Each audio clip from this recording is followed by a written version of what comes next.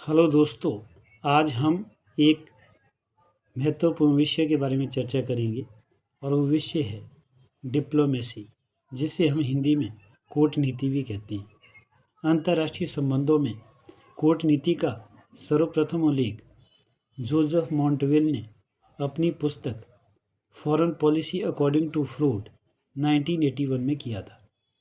इसके बाद doctor diamond और मैकडोनल्ड ने अपनी पुस्तक multiple diplomacy a system approach to peace में, जो कि 1991 में लिखी गई थी, में भी डिप्लोमेसी या कूटनीति का विस्तृत उल्लेख किया था। तो अंतर्राष्ट्रीय संबंधों में कूटनीति की जो भूमिका है काफ़ी अहम है। हम यहाँ देखेंगे कि जो हमारे IR है या अंतर्राष्ट्रीय संबंध है, इसमें स्टूडेंट को जो कूटनीति से संबंधित जो प्रॉब्लम आती है वो इसके जो टाइप्स है या इसके जो ट्रैक्स है उनके संदर्भ में आती है, और आज हम उन्हीं ट्रैक्स या टाइप्स को डिस्कस करेंगे। सबसे पहले इसमें आपका क्या आएगा, ट्रैक 1 डिप्लोमेसी। ट्रैक 1 डिप्लोमेसी क्या होती है? ये आपका वो डिप्लोमेसी होती है जिसमें एक देश की सरकार दूसरे देश की सरकार के साथ अपने हितों को पूरा करने के लिए संबंध स्थापित करती है। फिर आपका क्या आएगा, ट्रैक 1.5 डिप्लोमेसी। इसमें क्या होता है, इसमें एक देश की सरकार दूसरे देश के नॉन गवर्नमेंट ऑफिशियल्स, यानी उसमें आपका सिविल सोसाइटी भी हो सकती है, NGO भी हो सकती है, उसमें आपका कोई कॉरपोरेशन भी हो सकती है, MNCs भी हो सकती है, एकेडमिशियंस भी हो सकती है, उनके साथ संबंध स्थापित करते हैं। फिर आपका क्या हो गया, ट्रैक 2 डिप्लोमेसी। ट्रैक 2 डिप्लोमेसी में क्या होता है, इसमें एक देश के जो नॉन गवर्नमेंट ऑफिशियल्स होते हैं वो दूसरे देश के नॉन गवर्नमेंट ऑफिशियल्स के साथ संबंध स्थापित करते हैं। फिर आपका क्या हो गया, ट्रैक 3 डिप्लोमेसी। ट्रैक 3 डिप्लोमेसी में क्या होता है, इसमें पीपल टू पीपल कॉन्टैक्ट की बात की जाती है। इसमें जो लोग होते हैं वो क्या करते हैं, दोनों देशों के जो लोग होंगे वो अंतर्राष्ट्रीय संबंधों को आगे बढ़ाते हैं। वो आपका कल्चरल या सोशल रिलेशन बनाकर भी हो सकते हैं, या फिर इसमें आपका जैसे एक्टिविटी, स्पोर्ट्स एक्टिविटीज़ होगी, या आपका कोई एजुकेशनल एक्सचेंज वगैरह करके भी आपका हो सकते हैं। फिर आपका जो ट्रैक 4 डिप्लोमेसी है, इसमें भी क्या होता है, इसमें जो NGO होते हैं या जो आपका वॉलंटरी ऑर्गेनाइजेशंस होती है या जो नॉन गवर्नमेंट ऑफिसर्स होते हैं, वो क्या करते हैं, वो सिटीज़न भी मैं इसमें इंक्लूड कर सकता हूँ, वो दूसरे देश के साथ वो संबंध स्थापित करते हैं। संबंध स्थापित करने का जो मूल कारण होता है वो आपका होता है विवादों को समाप्त करना, ठीक है, और शांति स्थापित करने के लिए प्रयास करना। अब इसमें अगर हम ट्रैक 4 डिप्लोमेसी में देखें तो इसमें 2 डिप्लोमेसी और भी आती है। एक आती है बैक चैनल डिप्लोमेसी और एक होती है public diplomacy. Back channel diplomacy क्या होती है? बैक चैनल डिप्लोमेसी वो डिप्लोमेसी होती है जिसमें 2 देश गुप्त रूप से अपने अपने हितों के लिए कोई समझौता करते। उदाहरण के लिए जैसे क्यूबन क्राइसिस के दौरान अमेरिका और रशिया के बीच गुप्त समझौता हुआ, जो 1962 की बात है। और इसके अलावा जो ओस्लो अकॉर्ड है, ओस्लो अकॉर्ड के दौरान आपको जो फ़िलिस्तीन और इजराइल है उनके बीच गुप्त समझौता हुआ था।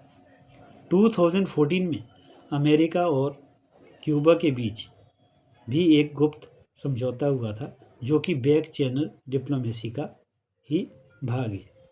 फिर अब इसमें देखेंगे पब्लिक डिप्लोमेसी। पब्लिक डिप्लोमेसी में क्या होता है, इसमें एक देश की जो सरकार होती है वो दूसरे देश के जो ऑर्डिनरी सिटीजन्स है, कॉमन पीपल है, उनके साथ संबंध स्थापित करती है। उदाहरण के लिए जैसे बांग्लादेश में अभी क्या हुआ कि कू के द्वारा वहाँ पे सरकार तो समाप्त कर दी गई, लेकिन वहाँ पे जो मेजॉरिटी सेक्शन है मुस्लिम्स, वो हिंदूज़ के अगेंस्ट वहाँ पे वो काफ़ी एट्रोसिटीज़ कर रहे हैं।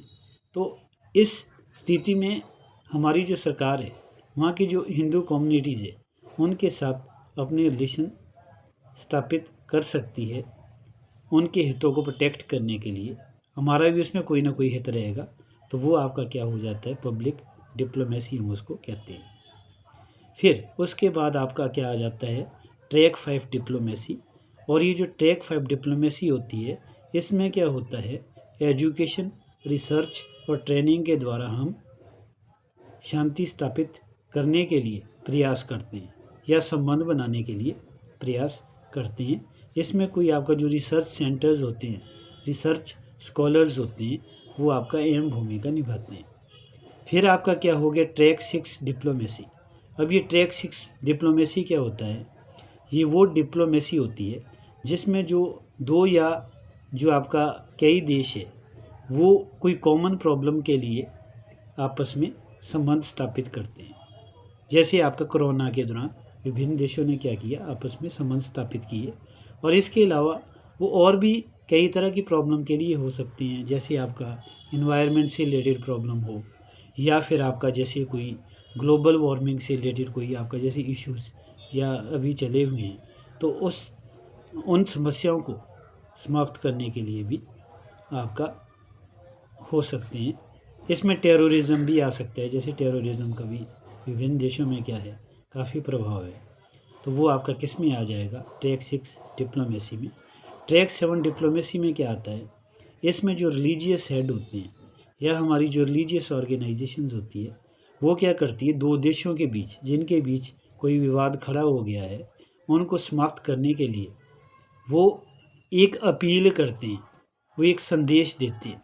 उदाहरण के लिए जैसे आप दलाई लामा हैं, दलाई लामा जी अगर क्या करते हैं कि भारत पाकिस्तान को अपने संबंधों को बेहतर बनाने के लिए कोई अगर संदेश देते हैं, आह्वान करते हैं, तो वो आपका किस में आ जाएगा, वो आपका ट्रैक 7 डिप्लोमेसी में आएगा। या मैं ऐसे बोल सकता हूँ, जो पोप है, जो इंटायर जो कैथोलिक जो क्रिश्चियनिटी के जो प्रमुख है, अगर वो समूचे विश्व से शांति का आह्वान करते हैं, तो वो आपका किस में आ जाएगा, ट्रैक 7 डिप्लोमेसी में आ जाएगा। अब नेक्स्ट है ट्रैक 8 डिप्लोमेसी। अब ये ट्रैक 8 डिप्लोमेसी क्या होता है, ये वो डिप्लोमेसी होती है जब कोई देश या किसी देश में जब कोई क्राइसिस आ जाता है या वहाँ कोई डिसऑर्डर क्रिएट हो जाता है, तो उस दौरान क्या होता है कि कोई जो पावरफुल या स्ट्रॉन्ग जो कंट्री होगी वो क्या करेगी, उस देश को अपने हितों को साधने के लिए उसको फंडिंग करेगी, तो वो आपका क्या हो जाता है, वो आपका ट्रैक 8 डिप्लोमेसी होता है।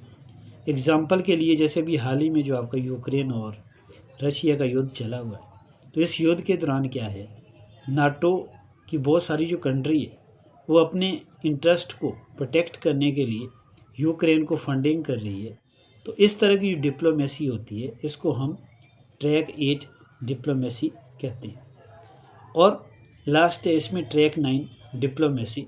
ट्रैक 9 डिप्लोमेसी में क्या होता है, ये वो डिप्लोमेसी होती है जिसमें आपका जो हमारा मीडिया होता है या प्रिंट मीडिया होता है या सोशल मीडिया होता है वो इम्पोर्टेंट रोल प्ले करता है। और क्योंकि मीडिया की एक अहम भूमिका है, ये किसी देश के साथ संबंध स्थापित करने में अहम भूमिका निभा भी सकता है और किसी देश के साथ संबंधों को ख़राब करने में भी इसकी भूमिका कहीं ना कहीं रहती है। तो इस तरीके से इसमें आपका मीडिया, प्रिंट मीडिया और सोशल मीडिया आपका के द्वारा जो हम संबंधों को स्थापित करते हैं या समाप्त कर देते हैं, उसमें आपका इनकी भूमिका यानी कि मीडिया की भूमिका अहम रहती है। ठीक है, तो ये हमारे को यहाँ पर डिप्लोमेसी के जो डिफरेंट ट्रैक्स थे उनके बारे में पता चला। अब मैं आपके लिए एक क्वेश्चन छोड़ रहा हूँ और वो जो क्वेश्चन है वो है आपका ऑक्टेन डिप्लोमेसी। अब आप लोग मुझे कमेंट बॉक्स में बताइए कि ये ऑक्टेन डिप्लोमेसी क्या होता है। तो आज हमें डिप्लोमेसी या उसके जो डिफरेंट ट्रैक्स हैं उनके बारे में पता लगा।